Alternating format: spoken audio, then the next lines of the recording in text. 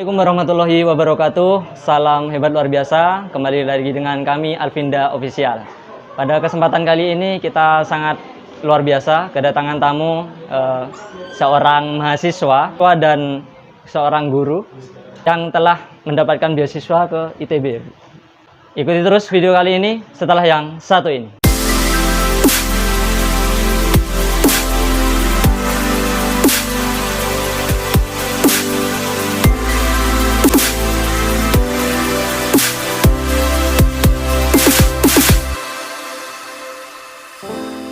Baik, pada kesempatan kali ini kita kedatangan tamu yang sangat luar biasa ya, dimana di samping saya sudah ada narasumber, seorang guru dan mahasiswa yang sudah lulus S1 gitu. Sebelum kita kulik untuk pendidikan beliau, kita akan bertanya nama lengkapnya dan alamatnya. Silakan Bu. Perkenalkan, nama saya Hilwatun Nasiroh, bisa dipanggil Hilwa. Hilwa saja ya Bu ya? Hilwa. Baik Bu Hilwa. Ini gini Bu, kita memotivasi setiap minggunya kita mengundang narasumber yang untuk memotivasi anak-anak agar lebih semangat belajar gitu ya. Oke Bu Hilwa, jadi sebelum kita kulik masa kecilnya dulu, di mana Bu? Masa kecilnya. Baik, saya merupakan seorang yang lahir di salah satu kawasan di Tanggul Kulon tepatnya. Nah, kedua orang tua saya bekerja sebagai ayah saya tepatnya bekerja sebagai petani, ibu saya sebagai ibu rumah tangga. Saya hidup dalam keluarga yang cukup besar, saya 6 bersaudara, anak terakhir. Selanjutnya untuk alamat sudah di Tanggul ya Bu. Jadi untuk awal-awal pendidikan Bu. Awal pendidikan saya SD di SDN Tanggul Kulon 3. Berarti nggak TK Bu? Saya tidak TK. Ini langsung SD ya para subscriber kita. Baik, ini banyak anak bundanya soalnya Bu ya. Untuk ini pertama kali kita mengundang mahasiswa Bu. Yang sangat luar biasa segmen kali ini ya guys ya. Untuk selanjutnya Bu Hilwa, ini SD langsung nggak TK. Ya. Gimana Bu kok bisa langsung itu boleh di masa-masa itu? Pada waktu itu tahun 2005 itu masih boleh, jika tidak TK langsung ke SD boleh. Kalau sekarang kan sudah tidak boleh. Sudah tidak boleh, betul. Jadi untuk SD Bu, adaptasinya bagaimana Bu? Untuk kelas 1 ya, mungkin awal-awal masuk ya kelas 1, bagaimana Bu ceritanya kok bisa? Pada waktu itu saya sempat, kalau istilahnya zaman sekarang itu insecure ya. Insecure, betul. Insecure karena dulu teman-teman sudah banyak yang bisa menulis, membaca karena mereka sudah TK, tapi saya belum masih ada bekal tapi masih coret-coretan, belum bisa ya, A, B, C, D dan-nya. Terus Bu, itu kan itu istilahnya nggak ditanya-tanya dulu apa bisa tak gitu. Orang tuanya Bu Hilwa gimana awal-awal itu ceritanya? Dulu tidak langsung boleh. Langsung boleh masuk. Oh iya. Itu di tahun berapa Bu SD-nya? Tahun 2005 hingga 2000 berapa ya? 12 atau 11. Itu. Oh, ini belum ditanya ini umurnya berapa Bu sekarang terakhir itu? Saya lahir tanggal 25 Agustus 1999, jadi sekarang 99. umur 22 tahun. 22 tahun, baik, sangat luar biasa ya. Jadi untuk SD bisa beradaptasi Bu. Nah, kelas 1 SD ya sampai kelas 6 Bu. Ini apa saja yang sudah dilalui Bu? Jadi kayak semisal Bu, kan ada satu adaptasi, mungkin ada cemoohan atau iri dengki, kan banyak Bu, itu kan banyak kejadian banyak selama 6 tahun. Bagaimana Bu perjalanannya? Selama SD saya alhamdulillah tidak ada masalah yang cukup sampai cemooh itu tidak. Mungkin hanya bercanda biasa. Seperti kalau anak kecil kan istilahnya ilo-iloan orang tua, seperti itu ya, seperti anak kecil pada biasanya. Dan itu pun juga tidak serius. Pernah nggak Bu itu ini yang untuk memotivasi subscriber kita semua? Jadi prestasi apa Bu yang pernah diraih oleh Bu Hilwa yang mulai kelas 1 sampai kelas 6 Bu? Ketika SD saya kelas 1 itu semester 1 juara 3 kelas di SD ya. SD ya.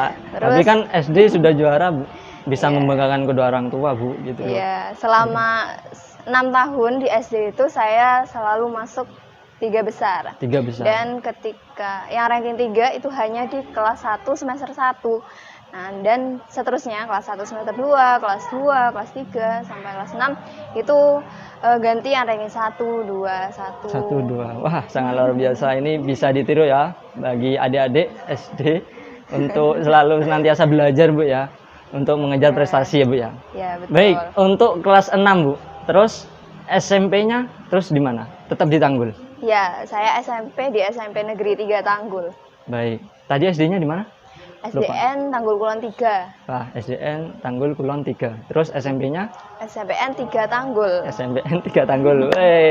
SMPN 3 Tanggul ini sangat, kalau menurut di wilayah Paleran, Bu, itu favorit, Bu. Ya, betul. Oh, Pada waktu itu termasuk SMP favorit. termasuk SMP 3 ya. Tanggul. Oh, sudah termasuk favorit, Bu ya waktu itu. Iya, betul. Terus, Bu, untuk kelas 1 sampai kelas 3 SMP. Itu prestasi apa yang sudah diraih lagi, Bu? SMP sama seperti SD juga juara kelas. Juara kelas terus? Ya. 3 besar? Iya, ada yang sempat anjlok waktu itu di kelas 2 kalau tidak salah. Itu ranking 6 satu kali. Kelas 2 ya, fokus. Kurang fokus ya, Bu. Biasa, namanya juga perjalanan belajar, Bu ya. Betul. Ada naik turunnya mesti ya kan. Terus, Bu, nah ini yang menarik, guys. Jadi ini sangat menginspirasi untuk bagi para anak muda untuk senantiasa bersemangat untuk belajar terus dan mengolah progres kita, Ibu ya. Betul sekali. Jadi untuk gini, Bu, setelah itu, Bu, SMP lulus terus langsung ke SMA Negeri 2 Tanggul. Nah, oke. Teman-teman Bu Hilwa bisa menonton mungkin, ya kan? Itu bagaimana, Bu? Mulai SMA kelas 1 jurusan apa? Jurusan IPA. Jurusan IPA. Wah, ini mungkin banyak ini kalau IPA ini biasanya ikut sains. Iya kan, Bu ya? Oke, prestasi apa ya, Bu? Selain kalau sudah ini juara kelas itu sudah biasa. Iya, Tapi betul. kalau prestasi di luar, Bu, maksudnya ini ikut lomba sains, apa ikut lomba apapun, apa yang pernah Bu Hilwa ikuti, Bu? Baik. Sebetulnya ketika SD, SMP juga itu pernah ikut lomba yang diadakan kecamatan, kabupaten, tapi kurang bisa meraih penghargaan, belum juara. Belum juara. Tapi ketika SMA, alhamdulillah ada guru yang sangat luar biasa sekali, bisa membimbing saya untuk ikut salah satu Olimpiade Sains Nasional waktu Wah. itu. Sains nasional, Bu. Diikuti berapa? Ini se-kabupaten? Jadi tahap seleksinya itu dari bawah dulu, Dari bawah. tingkat sekolah, kemudian kabupaten, kemudian provinsi, nasional, Baru bisa juara. juara. Wah, sangat luar biasa, ini menginspirasi ya, guys. Jadi itu tidak mudah, Bu ya, untuk melewati itu semua. Nah, itu prestasi-prestasi sekilas dari Bu Hilwa. Ya. Selain itu, Bu, jadi untuk kelas 3. Ya. Kelas 3 SMA. Kelas 3 SMA. Nah, kelas SMA kelas 3 itu langsung kuliah, Bu? Ya, setelah waktu kelas 3 itu kami langsung diparalelkan untuk mendaftar ke perguruan tinggi. Oh, ada info dari universitas mungkin ya? Memang seperti itu kalau sekolah negeri Kalau dapat sekolah kuota untuk ikut yang namanya seleksi nasional masuk perguruan tinggi negeri. Masuk perguruan Senam PTN. senam PTN. Ya, Wah, betul. itu termasuk reguler, Bu ya? Reguler. Oh, senam PTN ini pakai nilai rapot. Oh, pakai nilai rapot, lupa Tidak saya. ada tes. Tidak ada tes. Wah, berarti ada beasiswa dong, Bu? Saya juga mendaftar beasiswa bidik misi Bidik misi. Di universitas mana, Bu? di Universitas Jember. Baik, setelah mendapatkan di Universitas Jember, Bu ya. Itu bagaimana prosesnya, Bu? Untuk mendapatkan itu ada info bahwa Bu Hilwa ini sudah lolos tahap senam PTN, gitu. Ya, jadi waktu itu pengumumannya adalah melalui website senam PTN itu sendiri, dan alhamdulillah lolos di jurusan pendidikan fisika. Wah, ini saya nggak tahu ya kalau fisika ini. Wah, ini lumayan. Kalau zamannya laki-laki, Bu ya, kalau fisika itu, sulit, Bu. Terkenal sulit ya. Tapi Bu Hilwa ini sangat luar biasa narasumber kita. Ya. Setelah itu, Bu, selama berapa tahun, Bu? untuk bisa lulus?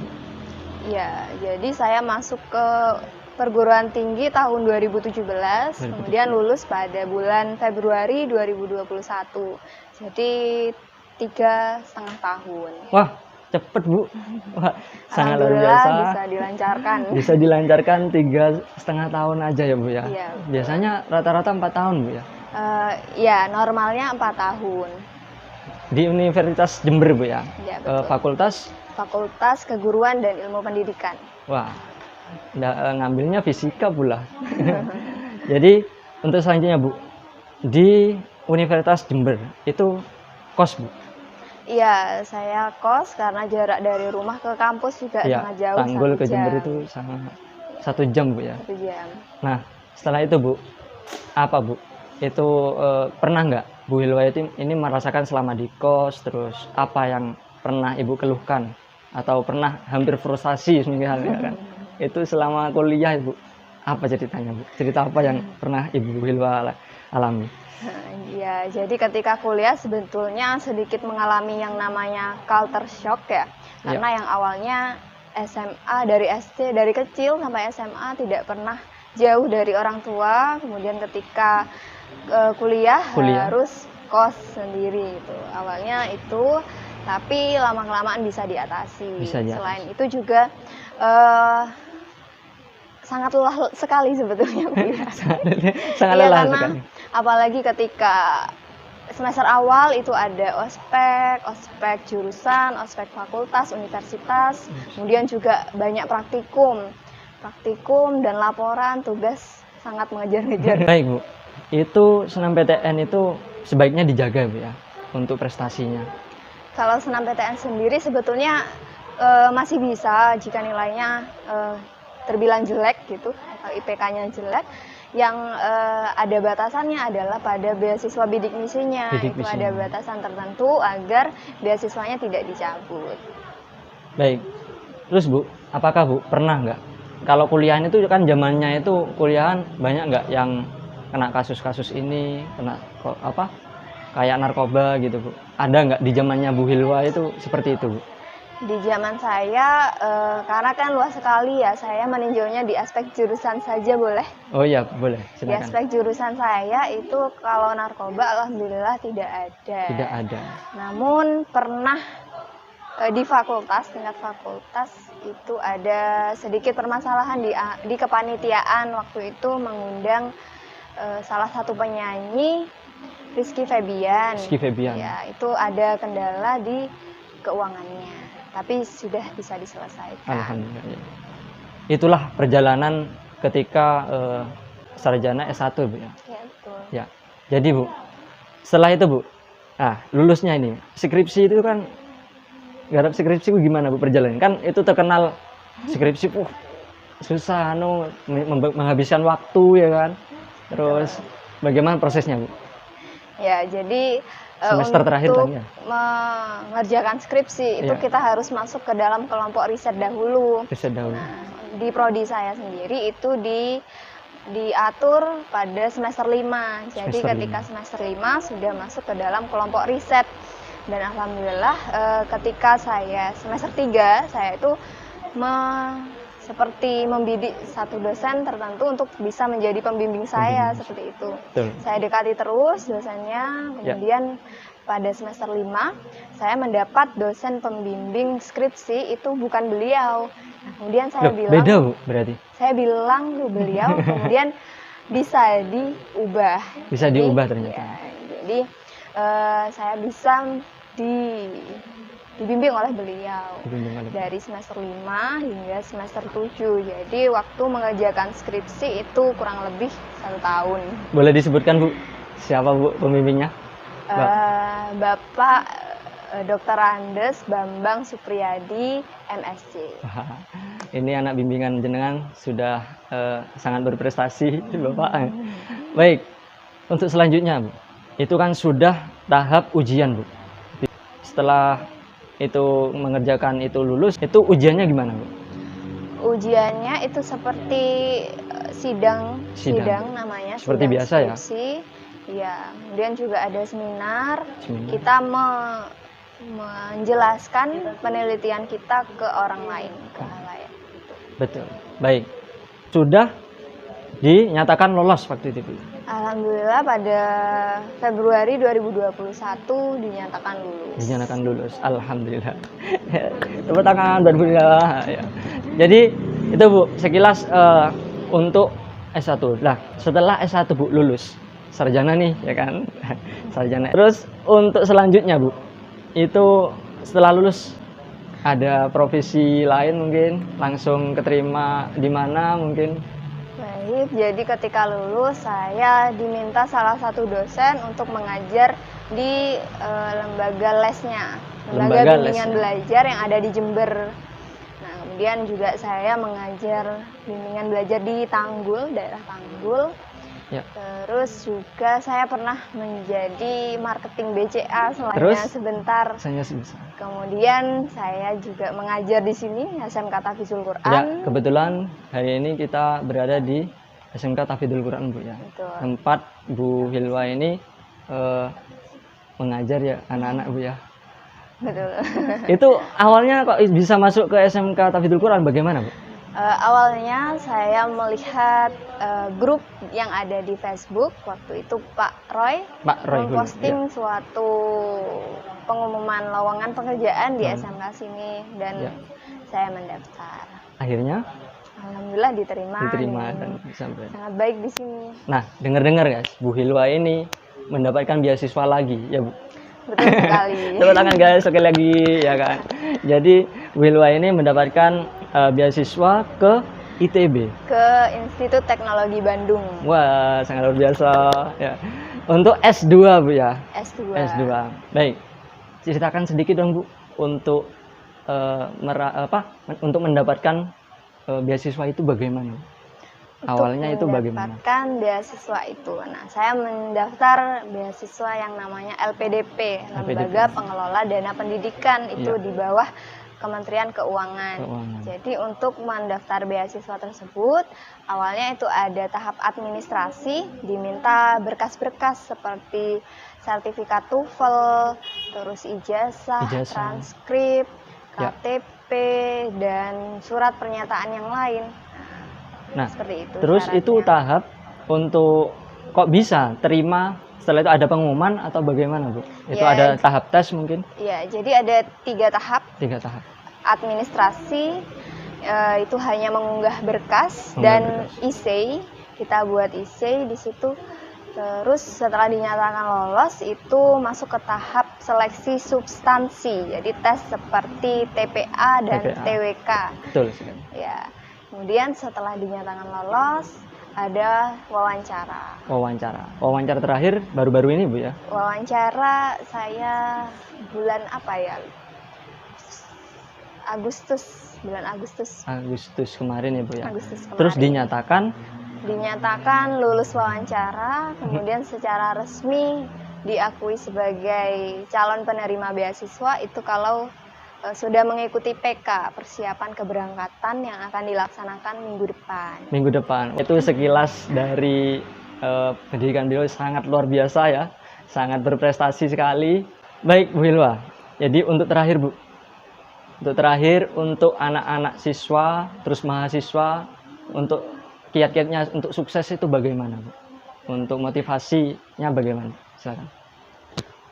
Baik, kiat-kiat sukses menurut saya yang pertama adalah harus ada niat, kemudian ada tujuan atau cita-cita. Kalian harus tentukan dulu cita-cita kalian itu apa.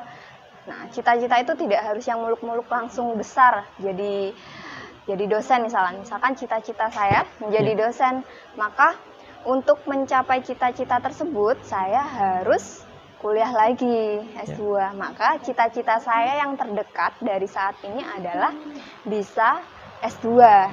Itu cita-cita saya urutannya.